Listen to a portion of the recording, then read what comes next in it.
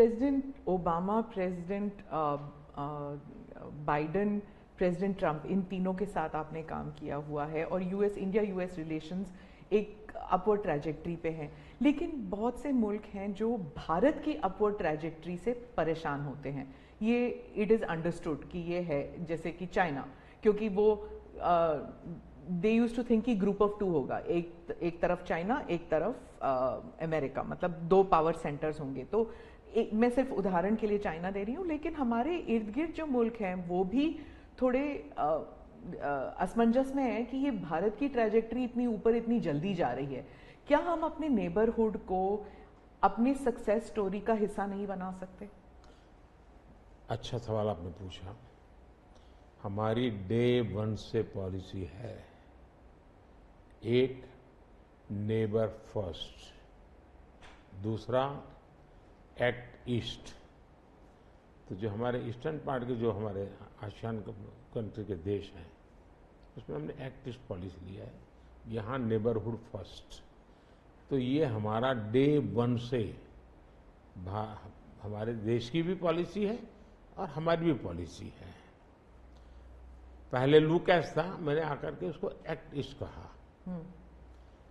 लेकिन इसमें दूसरा, आज दुनिया के सैकड़ों मील दूर भी कोई देश है, उनको लगता है कि भारत की प्रगति में हमारा कोई बेनिफिट है, तो पड़ोसी क्यों नहीं देखेगा? आज पड़ोसी सबसे ज्यादा खुश हैं क्योंकि भारत उनके सबसे, अब जैसे कोविड के कालखंड में कोई पड़ोसी देश ऐसा नहीं है कि जिसकी हमने मदद नहीं की हो। नेचुरल कैलेमिटी, कोई ऐसा देश नहीं है। अब जब नेपाल में भूकंप आया, फर्स्ट रिस्पॉन्डर हम थे।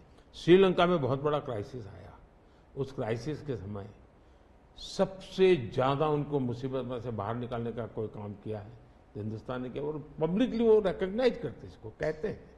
और इसलिए मैं तो दूसरा अनुभव कर रहा हूं, वो हमसे बहुत अपेक्षाएं करते हैं और पॉजिटिव अर्थ में मैं कहता हूं, अच्छे रूप में देखते हैं। और भारत ने भी कहा है कि भाई हम हमारे सभी देशों को, पड़ोसियों को शक्तिशाली और समृद्ध देखना चाहते हैं। आपने दोस्ती का हाथ बढ़ाया था 2014 से ही पाकिस्तान, चाइना के साथ भी ऐसे किया था, लेकिन जब आप सक्सेस स्टोरी या अपने नेबरहुड फर्स्ट की बात करते हैं तो पाकिस्तान, चाइना, मालदीव्स ये भी आते हैं, और यहाँ पर कटाक्ष है अगर आप बात करें तो। इसके लिए सुधार उसमें उनकी अंदरूनी राजनीति महत्वपूर्ण है। भारत और उन देशों का संबंधों से ज्यादा उनका इंटरनल पॉलिटिक्स के लिए कुछ चीजें जरूरी है।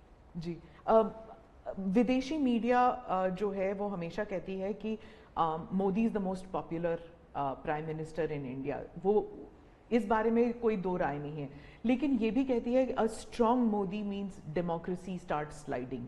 मतलब लोकतंत्र के लिए खतरा है अगर मोदी जी और स्ट्रांग हो जाएंगे। लेकिन भारत में कुछ और ही है, वही रेटिंग्स, वही एजेंसीज कहते हैं कि लोग जो हैं वो खुश हैं कि मोदी जी अगर स्ट्रांग हो जाएं, तो उन्हीं के रेटिंग्स ये कहते हैं। आप इस बारे में क्या कहेंगे? पहली बात है कि उनकी टर्मिनोलॉजी क्या है और उनके इस कंक्लूजन पर आने का आधार क्या है, ये अपने आप में एक रिसर्च का विषय है। लेकिन मैं ये समझ नहीं पाता हूं कि जिस देश में 6 लाख पंचायतें चुने हुए लोगों से चलती हो, दुनिया में कोई देश ऐसा है कि जहां 6 लाख पंचायतें और नियमित रूप से चुनाव जहां होते हैं, इतने राज्य, अनेक पार्टियों की सरकारें। हमारे देश में शायद ही कोई ऐसी पॉलिटिकल पार्टी होगी जो कहीं सत्ता में ना हो। तो ये सब होने के बावजूद अगर ये कहना कि सर्वसत्ताधीश कोई बन रहा है, तो ये तो मुझे लगता है उनको जानकारियों का अभाव है।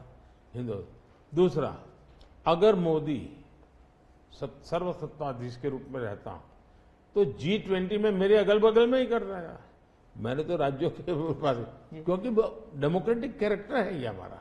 मोदी जी, मैं मदर ऑफ डेमोक्रेसी इसकी दुनिया में गुंज कर रहा हूं, तो उनको क्वेश्चन हो रहा है, क्योंकि वो अभी भी स्वीकारने को तैयार नहीं कि भारत मदर ऑफ डेमोक्रेसी है। हाँ, एक सवाल था यूक्रेन में जब युद्ध चल रहा था, तो भारत के जो वहाँ पर छात्र थे उन्हें सुरक्षित रूप से वापस भारत लाया गया। ये एक दिल हिलाने वाला किस्सा था। इसमें आपने हॉस्टिलिटीज रोकने के लिए पर्सनल हस्तक्षेप किया था, पर्सनल इंटरवेंशन किया था, ये सुनने में आया है। तो इसके बारे में कुछ बताएंगे? देखिए, यूक्रेन की चर्चा जरा ज़्यादा हुई खिलाफ, लेकिन मैं 14 से लेकर ऐसी कई घटनाएं हैं। अगर आपने एक सुषमा स्वराज जी का एक इंटरव्यू है, आप देखिए कि कैसे यमन में से हमने हिंदुस्तान के लोगों को लाए, और सऊदी किंग के साथ मैंने बात कर करके उनसे कहा भाई मुझे वहाँ यमन से लोगों को लाना है, तो आपका बॉम्बार्डिंग चल रहा है, हम कर नहीं पा रहे हैं, मुझे कैसे मदद करेंगे? तो उन्होंने कहा कुछ समझ दीजिए मुझे। और सुषमा जी ने अपने इंटरव्यू में सारी चीजें कही हुई है। भारत की रिक्वेस्ट पर एक पीरियड रहता था जिस पीरियड में बॉम्बार्डिंग नहीं होता था, और उस समय हम हवाई जहाज में हमारे लोगों को निकालते। यमन से करीब 5000 लोगों को हम लाए थे। उसी प्रकार से यूक्रेन में मेरा यूक्रेन से भी इतना ही घनिष्ठ नेता है, मेरा रशिया से भी इतना ही घनिष्ठ नाता रहा है। दोनों राष्ट्रपति के साथ में बहुत मित्रतापूर्ण मेरा रहा है। मैं पब्लिकली राष्ट्रपति पुतिन को कह सकता हूं कि युद्ध का समय नहीं है। मैं यूक्रेन को भी कह सकता हूं पब्लिकली कि बातचीत के रास्ते पर ही जाना चाहिए, और इसके कारण मेरी क्रेडिबिलिटी है।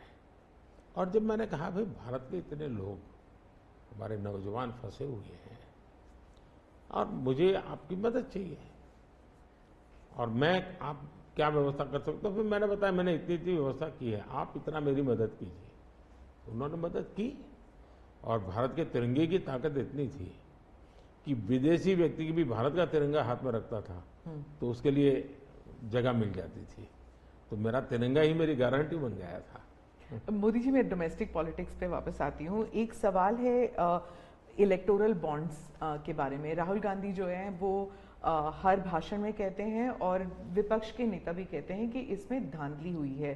आपकी पार्टी के लोग भी कहते हैं कि अगर गलती है, अगर इसमें कोई गुंजाइश है इसके सुधार में, तो वो कर सकते हैं।